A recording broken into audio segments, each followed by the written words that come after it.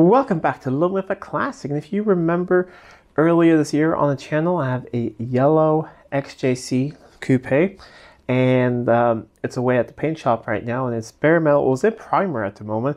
It's gonna get painted the next couple of days to shell, and then I'll pick that up, and then the doors and everything will be painted afterwards, and I'll get those a little bit later.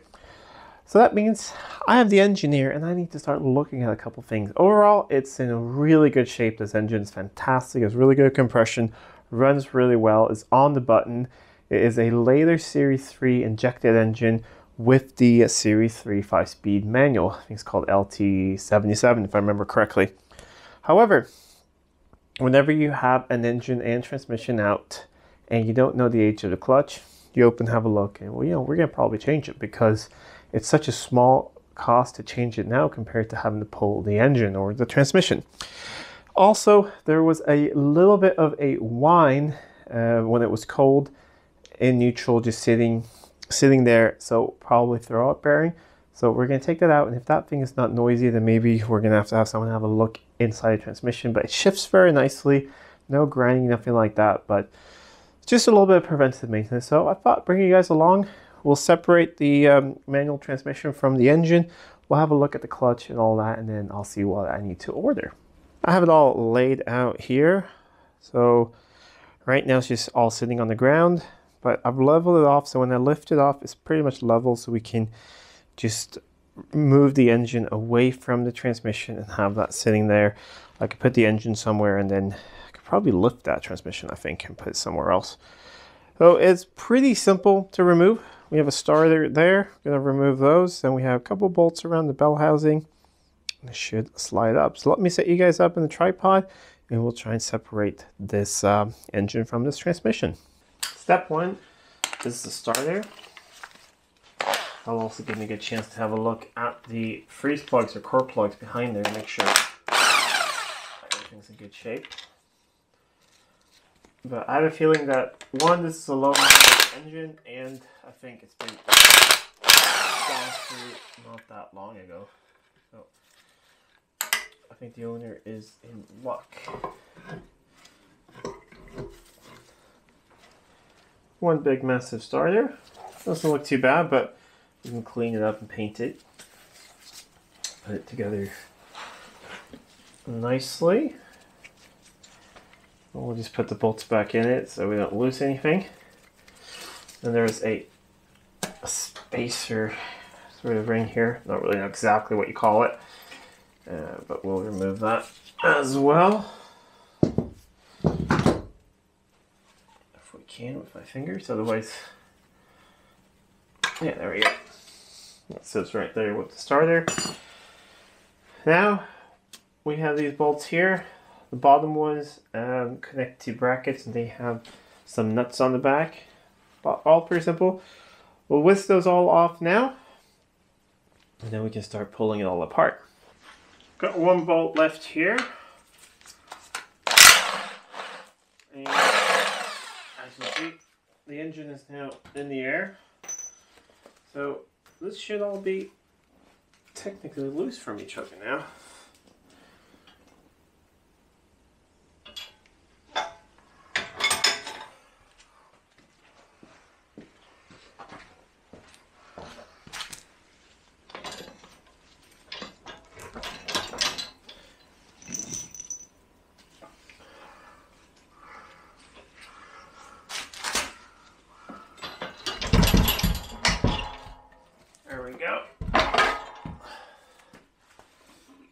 That is one transmission loose, and now we can roll the engine this way a little bit. Amazing, it's been out of the car for almost a month, and still there's coolant leaking out of it.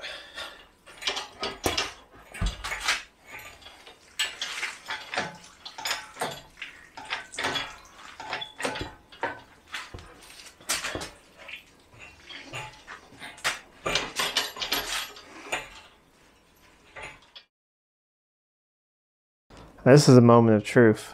Is that the noisy bit? Hope this picks up on camera. That is see, The more I spin it, the noisier it gets. Definitely time for throw up bearing. That's really good. While we're in here, we're going to do slave cylinder, of course, as well. Just do everything that is a pain to have to do later. New hose as well.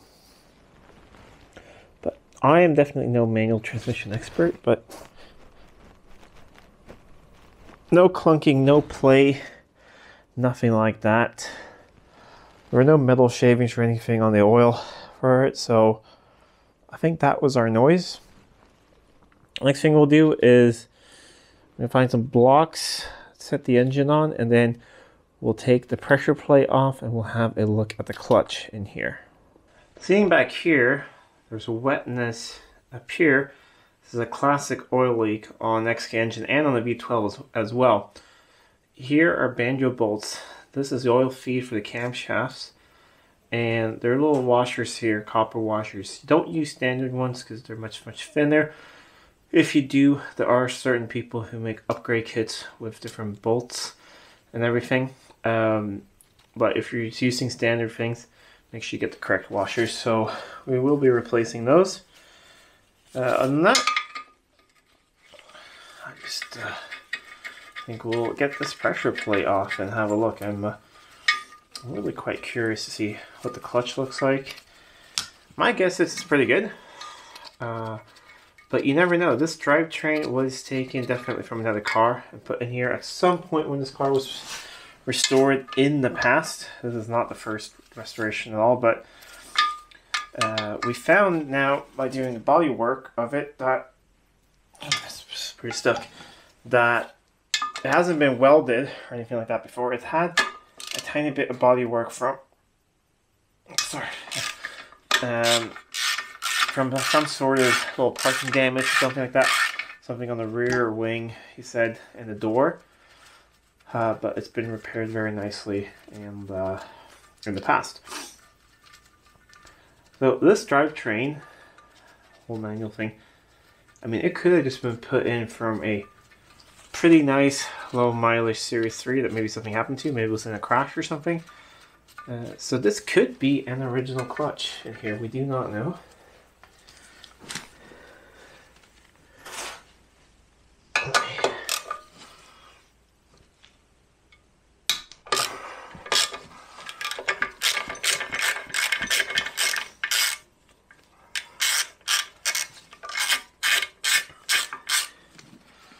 They take it's a 9.5 inch clutch, and I checked the different clutch kits I get for this one. Of course, I want to use a good name, so I found a Borg and Beck one, and you know, that's a good quality item there. So that is what we're going to be putting back in.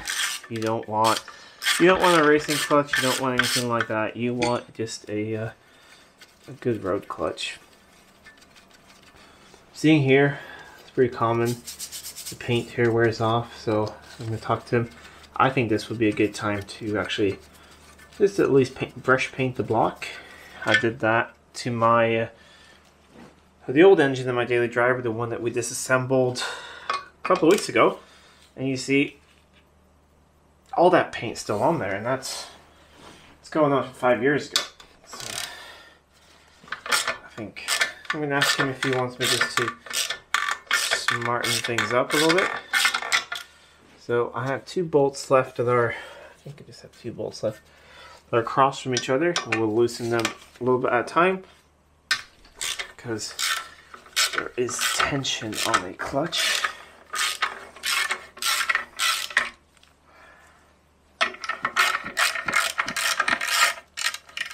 When you put it together, you will of course need a clutch alignment tool. And see if I have one that fits here. Otherwise, I think I know a place where I could borrow one.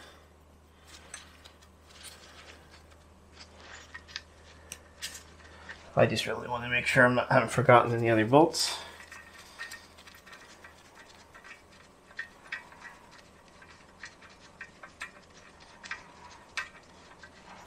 One other thing we're going to look at is, of course, the surface of the flywheel.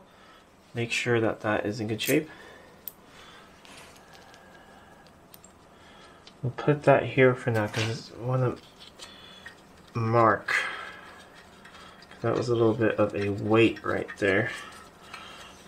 In the factory manual, it said that if there are weights, you should mark where they've been. I'm gonna make a mark there on the flywheel. I think my paint marker is out of ink, but let's see if I can use something else just to make a little bit of a mark right there. I have a permanent marker here. That should work. And then I have it on video as well, so we will draw there. That is the only place that there was a little bit of a weight.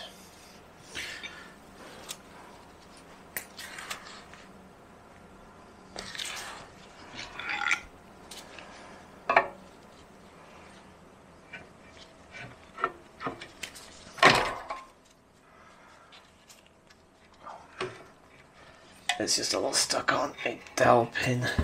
There we go. Oh, that's a heavy piece of kit. So this is the pressure plate. And this is a clutch.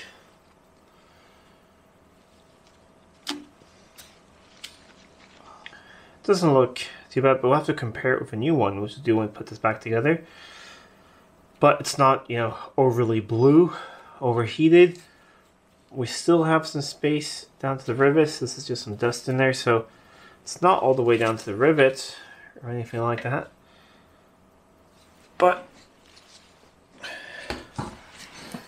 place it. That honestly doesn't look bad at all.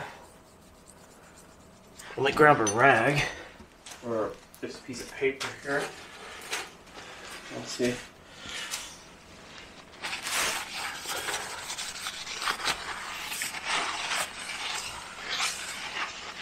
I'm actually just bringing up some dirt from the side here, but that's in good shape.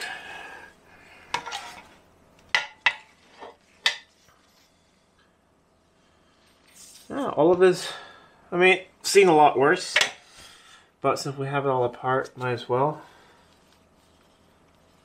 That looks fine in there.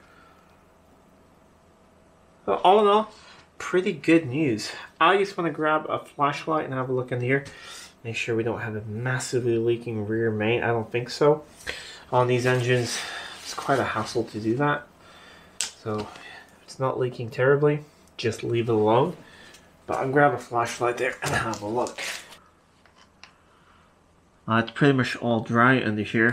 What I think I'm seeing is this oil leak coming from up here a tiny bit.